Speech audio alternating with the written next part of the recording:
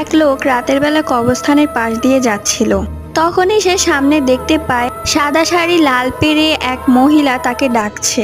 সে দূর থেকে কিছুই বুঝতে পারছে না, কেনই বা সে মহিলা তাকে ডাকছে। সে একটু বোঝার জন্য তার কাছে যেতে নেয়।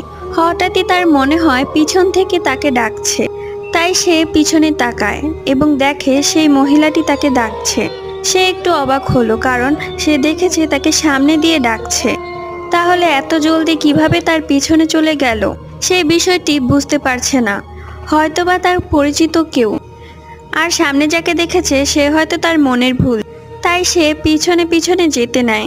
সে এখন স্পষ্ট দেখছে তার গায়েরই একজন মহিলা, কিন্তু এই মহিলাকে এখন আর গ্রামে সেরকম দেখা যায় না। তাই সে তার সামনে যায়।